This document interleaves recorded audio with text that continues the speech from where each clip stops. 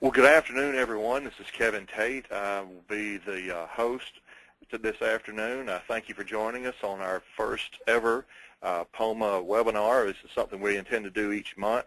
Hopefully, it'll greatly expand all of our benefits from POMA and help us out in what we do every day.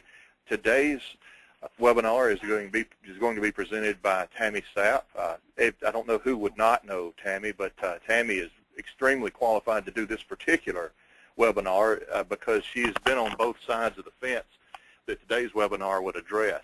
She's been a PR professional, she's developed online newsrooms, and she's been a freelance writer who has used online newsrooms to her own benefit.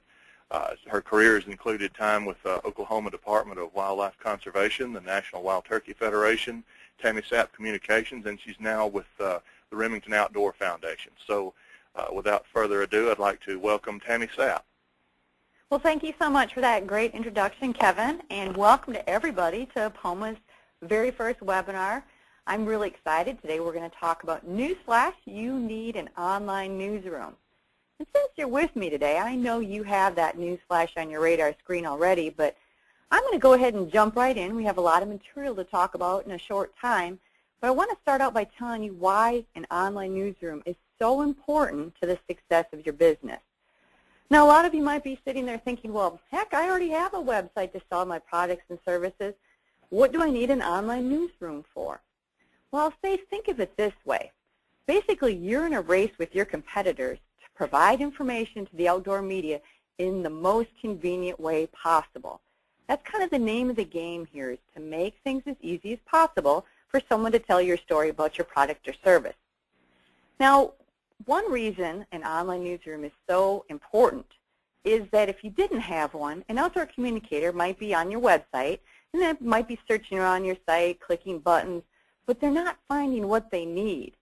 And the fact of the matter is, if they're not finding easily what they need, they could very possibly go and visit another competitor's website, especially if that person does have a great online newsroom. So we're thinking in terms of make it convenient, make it easy to find. Another really important point is outdoor communicators have never kept bank hours, and I think that's really why we enjoy our job so much, is that we're not tied 8 to 5. And because of the digital world now, it's more than ever that we're working at odd times of the day and the night. A writer or a blogger, an editor, or a radio and TV show host or producer, they might be in their office at midnight knocking out a story. Chances are you're not going to welcome a phone call from them then looking for a photo or a news release. So there's another reason why it's really important to have something that's convenient and accessible and easy to use anytime, day or night. Next, having an online newsroom is important because it helps provide ideas on why and how to tell the story. Well, think of it this way. Have you ever been in a situation where somebody said something about you that you didn't have a chance to refute or clarify? Well, that's pretty darn frustrating. But you know what? That's exactly what you're inviting if you don't have an online press room. Without correct information, article ideas, images, and more, you're not doing all that you can to help shape that news about you, your company, or your product and service. You're kind of leaving it open for the forces of the universe to do that for you, and nobody wants to do that. Now, some of you on the phone or on the webinar today might be freelance content providers, writers, photographers, etc., and you might be saying, well, why would I need an online newsroom? Well, the answer is that yes, you do. It's a whole new world now, and you really still need an online newsroom for marketing purposes. An online newsroom for you might have a biography, images, awards, tips. You might even have some articles that would establish you as a content expert and relying on good SEO, search engine optimization phrases, to drive traffic to your site. So yes, if you want to market thyself and promote yourself as a content expert and get more work, you definitely want to look into having an online newsroom. So it's an important tool for a lot of different people. Now, to summarize, this is what an outdoor communicator might look like on deadline with no online newsroom. On the other hand, this is what an outdoor communicator looks like on deadline after visiting your new terrific online newsroom. Now, you tell me, who do you think is going to tell the better story about your product or service?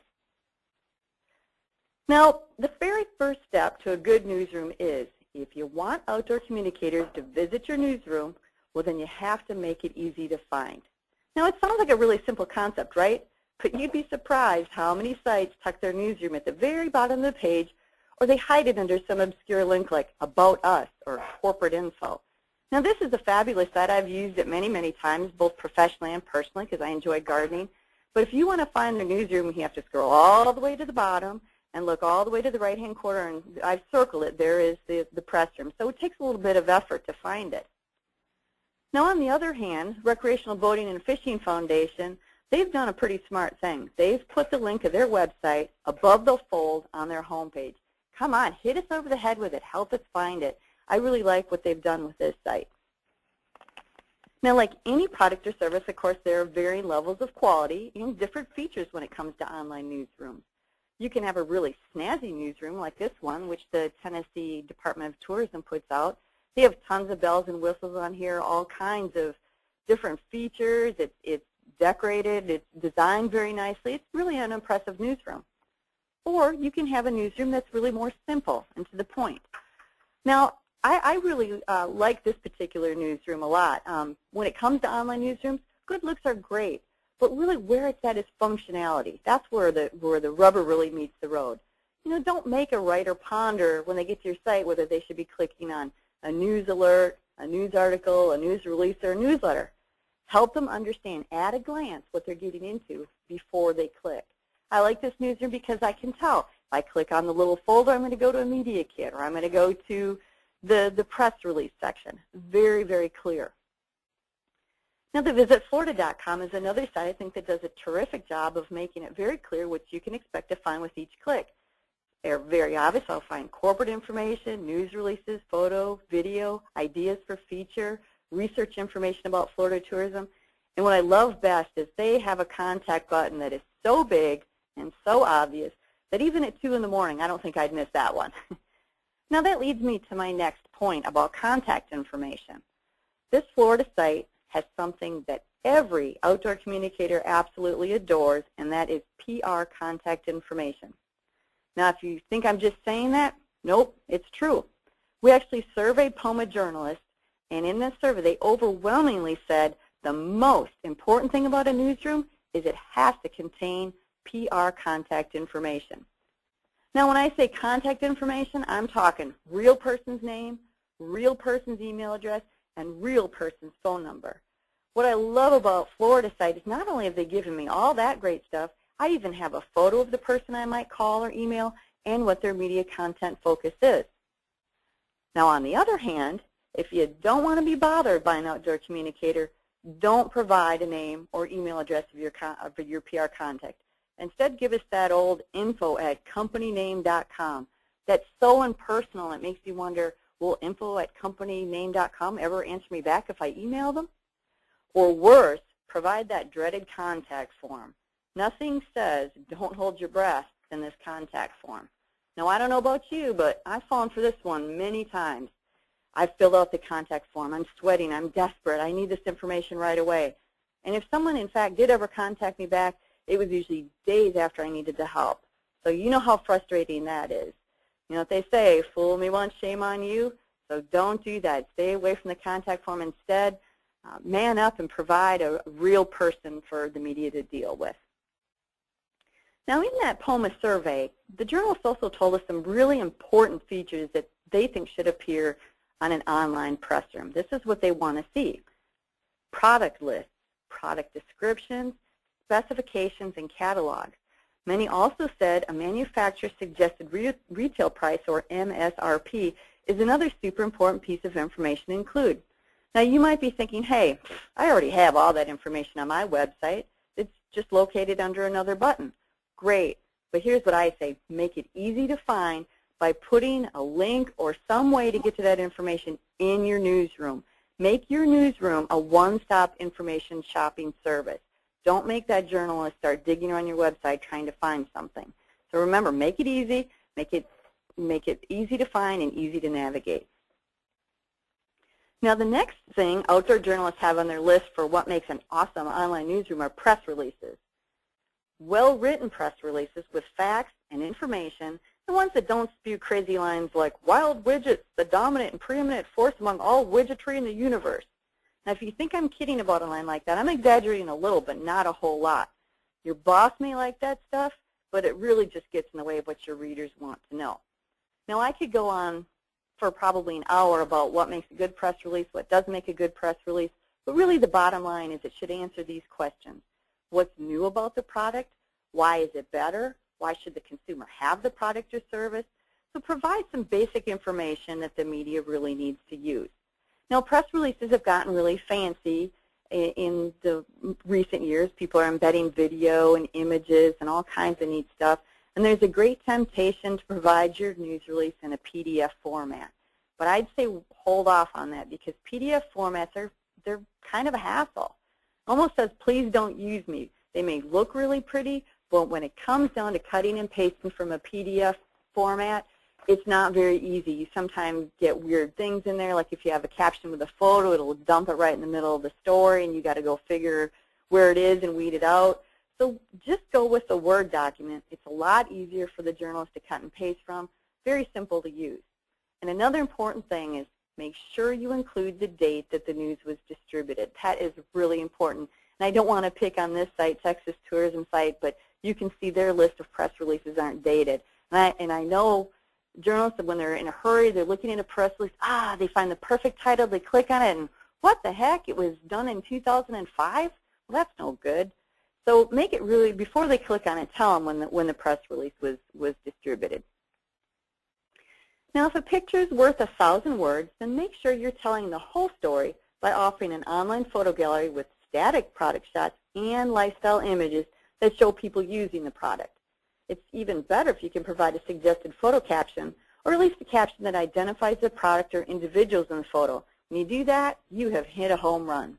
Taking these steps is going to increase the chance your product will be featured in a magazine or website because everybody wants some art to go along with a copy. And because you never know who's going to stop by your site for a visit, make sure you have both high and low resolution images for print and electronic media.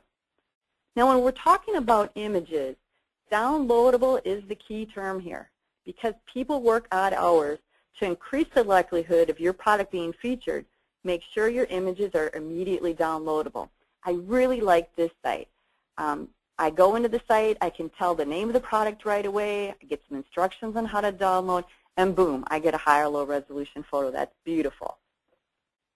I run across several other galleries where you can see what lovely images they have. However, you have to fill out a request form or email the PR person to obtain the product image. I mean, heck, Julian Assange from WikiLeaks had easier access to classified information than some of these journalists do to images online. And that's another big frustration, especially if you're working in the middle of the night. Now, I'm sure there are things where some organizations don't want to make freely available, whether it's images or logos. And it might be a hard sell to get, the bosses of your company to say, yeah, let's go ahead and make our images downloadable for the media to use. The bottom line, though, is this.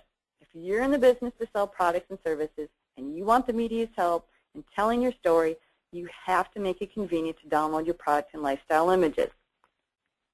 Now, a lot of companies have tried to sort of get around all this by requiring the media to register before they can access images, and that sounds like a pretty good way to control and monitor access. However, it can backfire on you, though, too. Usually somebody has to review your registration and approve the request, which just ramps up the hassle factor.